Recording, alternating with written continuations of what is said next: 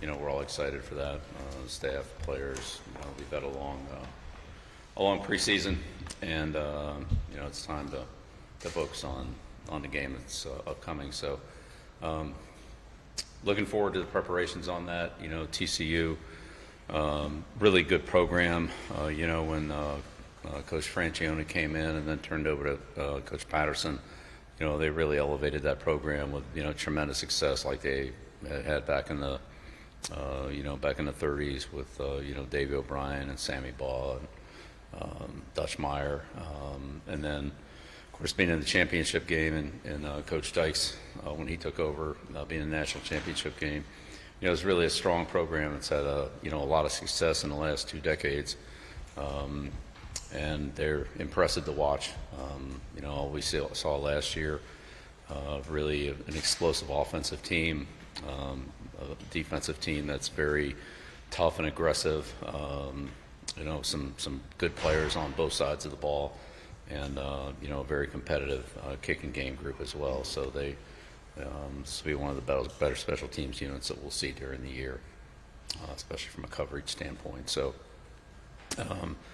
a lot to work on, a lot to get ready for, but excited for the process to start, and we'll just take it day by day here. But definitely looking forward to getting out there on the field and working against ourselves, but really starting to prepare to work against another opponent, which this will be the first major time we've really done that this year.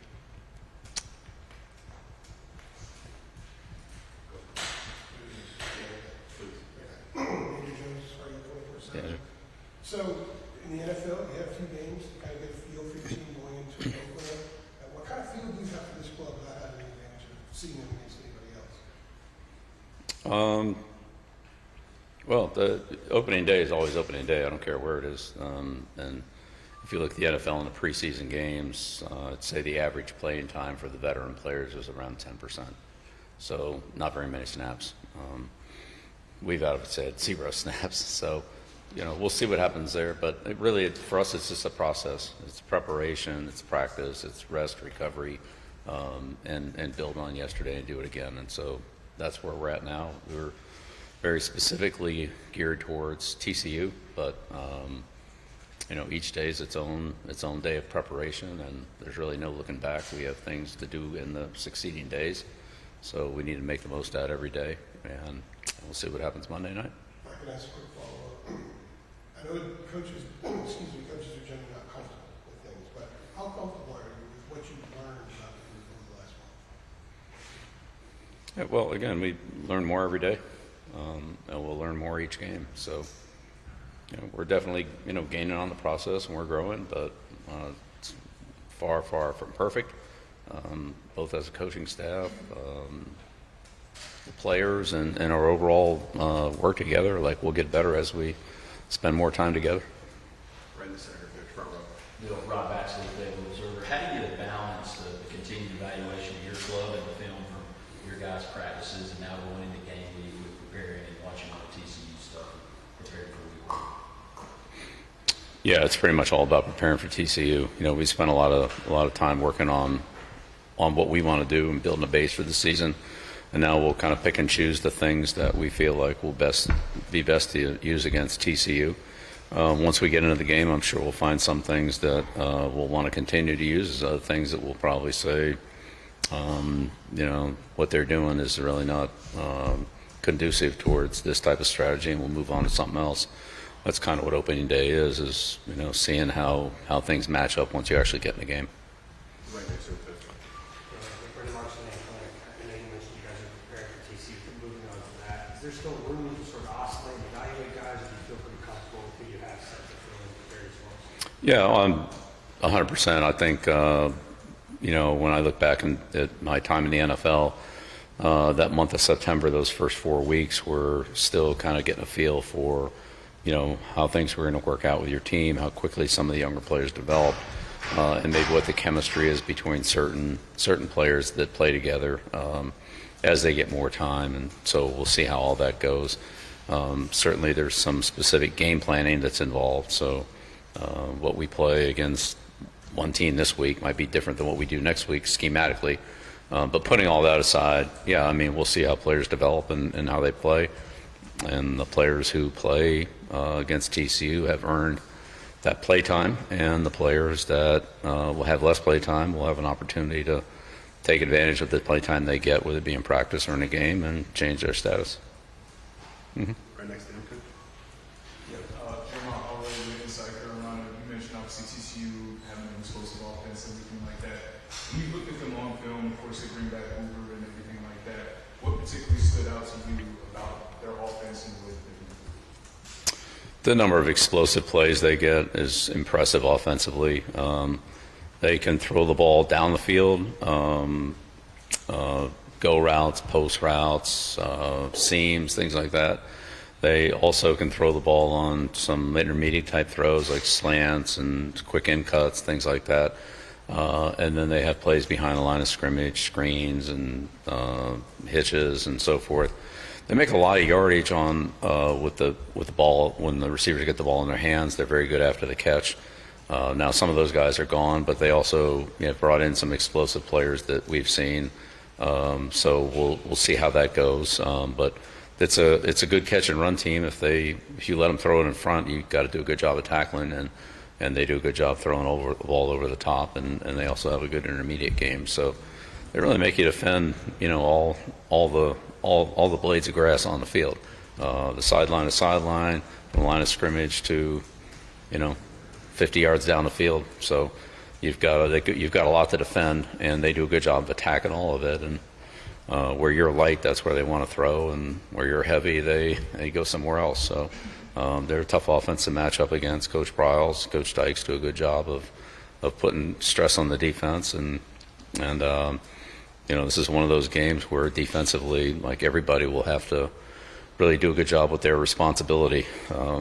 You can't cover a receiver and stop the run. You can't, cover a short zone and still cover the middle zone. Like, you've got to do your job, and everybody else has to do theirs. And we have to play good team defense, and we have to tackle well. On the left, coach, front row. Adam Smith, Inside Carolina, Bill. With Gio Lopez, you guys have had him now, I guess, for 3 months. And the process of getting him up to speed with the playbook, running the offense, just how would you evaluate how that has gone from, I guess, August 2nd when you got on the field for the first time till now? And do you feel comfortable with him, in the whole playbook, I guess? Well, we don't really have a whole playbook. I mean, we do, but we don't, because we wouldn't do everything against everybody. We have certain things that we do against certain teams and the way they play, and maybe not so much on something else. So we would fine-tune that based on the game. But yeah, Gio's made a ton of progress. We've evaluated things through training camp, and as now we get ready for TCU, he'll be our starting quarterback. So we'll give him the majority of the reps in practice, and make sure that we get him, as much preparation as possible. But everybody needs to be ready to go. But I feel very comfortable with him and what he's doing. But he'll get better as we go forward, because we have a lot of practices in front of us and a lot of games in front of us, and we'll all learn a lot from those. So, I think he's ready, but I think he'll be, like everybody, more ready as we go forward. On the right here, second row. In speaking to some folks with the Rams Club, they say that you've been very involved with some, fundraising events they've had sort of across the country. I know you've been in Nantucket. What have those conversations with fans as part of those visits been like? And are there any conversations that stick out to you, especially being somebody that appreciates the history of youth football? Well, you kind of got me off guard. I thought I was going to get TCU questions. But no, it's fine. So I've done most of those with Michael, but not all. But those have been, honestly, they've all been great experiences. Connecting with mostly UNC alumni, but not exclusively. There are a lot of other UNC football and UNC backers at various events that we've connected with, and the support's been tremendous. They've been very supportive, encouraging. and in a lot of cases want to become, more involved in the program, more supportive in the program. They've asked questions about, what we're doing. Certainly there's a new landscape in college football that we've talked about with, general manager, head coach kind of model. So I've got a lot of questions about that, a lot of questions about NIL and, how that's going to work and so forth.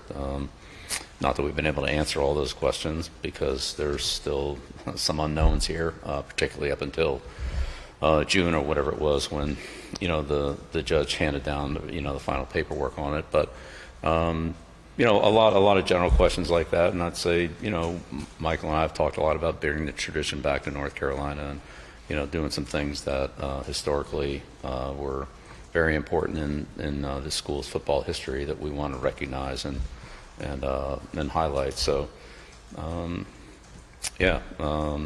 Nantucket, New York a couple times, Chicago, Atlanta, Charlotte, Raleigh.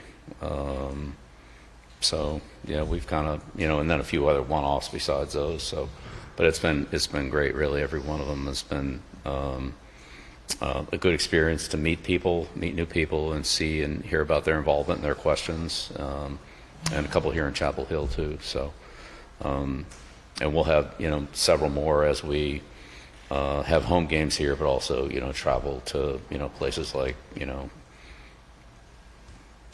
Cal and on the West Coast, things like that, where we can connect with some of the people that haven't weren't in those areas. Think good. Mike, what North Carolina Sports Network? You've had 8 months now to work with Freddie Kitchens here at Chapel Hill. What does it mean to you to have a former NFL head coach and a veteran on this campus and in this program to be a part of your coaching staff, and what does he bring that's unique to this offense? I feel very fortunate to have the staff that we have. We have a really a good staff. They're very experienced, both in college and from professional football. So it's kind of a good mix there. Freddie's had some of both, as you've mentioned. Some of us have been more on the pro side, some on more college side. Some have that, that kind of mix like Freddie does. But yeah, he's got a lot of experience and has coached a lot of good players. He's he brings a toughness to the offense, and so I think that's a good thing. And he and Coach Friend played together at Alabama, so there's a great relationship between the offensive line and the coordinator. So that's always an important part of the offense, to have that mesh like we had at New England with Josh McDaniels and Dante Scarnecchia, and that's an important dynamic offensively. So. Freddie's been great to work with, and I've really enjoyed being with him. But also, his expertise from the things that he's brought from Cleveland, or previously that from when he was at Arizona with the Cardinals for a decade, plus some of the experiences in college, whether it be at South Carolina or here in the last couple of years, especially here because he is familiar with the program and some of the things that have happened here the last couple of years that help us either move faster or move slower with some of the things that we're trying to do. Thank you. We'll go 2 in the back and then finish up in the front. Brian, with it. Yeah, Brian Murphy with WRL. How much impact have you had on, or decisions have you made about the game day atmosphere? What happens inside the stadium? What happens in the pregame? Any of that stuff? Are you involved at all? What you want to see happening around this game? I want to see us score points and turn the ball over and block kicks, and so we'll see if we can get that into the game day manual. I've been made aware of some of the things that are going on here. I mean, that's really not my field of expertise, but we are involved with it, obviously to some degree with the team, coming out and where we are, what we do, and so forth. So, but that's primarily been handled by Rick and Steve to a degree. I'm sure other people in their departments and so forth. So, they've talked to us about here's some of the things we do, and Michael and I have met with them and kind of, for the most part, this is great. And then we, everybody's thrown out some suggestions. What about this? What about that? And we kind of kick those around. But I think that the plan that Rick has is very exciting. I think that they've invested a lot in it, both in time and energy and facilities, and so it sounds like a great game day fan experience that I think will be well received. And hopefully we can put a good product on the field and make it the nights and type of games that people want to come to the stadium to see. You talked to him about the team walk and all that stuff. Mm-hmm. Yeah, well, I mean, it'd be hard to do a team walk without the team. So yeah, we've been involved. Yeah, so we've talked about that and how all that's gonna, the timing on it and so forth. And yeah, so yeah, things that we're involved in like that. That's a good example. Things that we're involved in. Things that we're not involved in, the halftime show and just other, things that go on outside the stadium. Don't really apply to us. That's not something that's central to what we're doing. But things around the start of the game or in game and so forth that are happening that affect us, then yeah, we've talked about those. Sure. Right next to him. I remember in that kickoff asking like how good of a feel you have for what you've got to work with, and you said not a whole lot at this point. How much more do you feel certainty about what you expect to see on the field on Monday today? Is there a chance you're surprised by a performance, good or bad, on Monday, or do you feel like you have a pretty good feel for what this team is? And sorry, a small side note to that. Will you be announcing Gio as the starting quarterback, or is that still up to you? I thought we just did it. Sorry. Yeah. Okay. Yeah, he's a variables line, but I won't do that.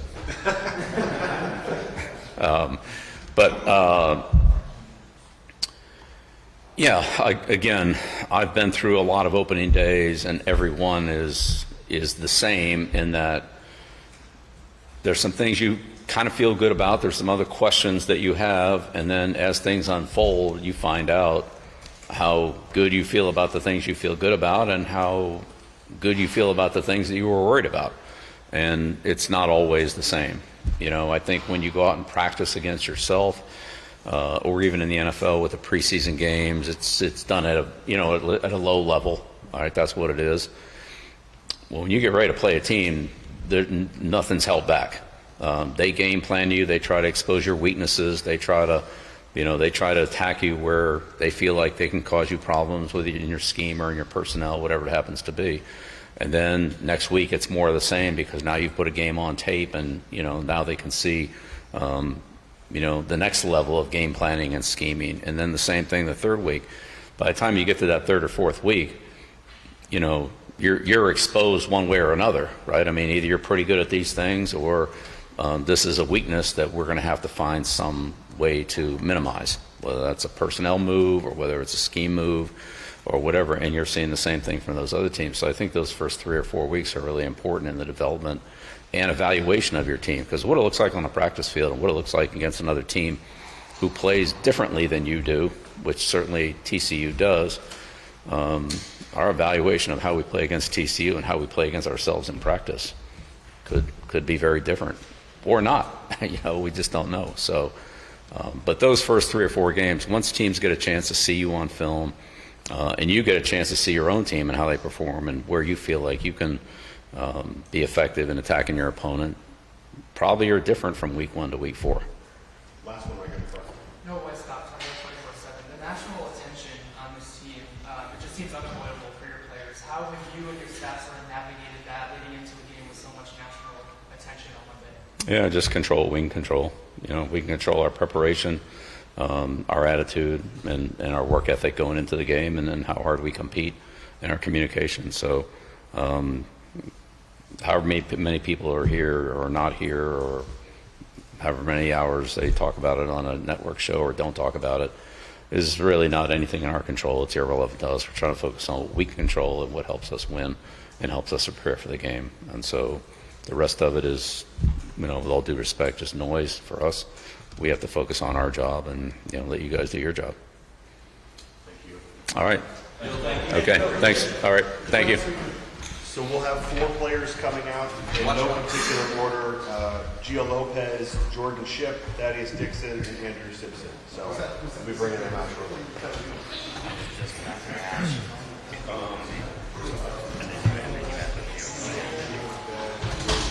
So, do you want to know how smart I am? Which is obviously stupid.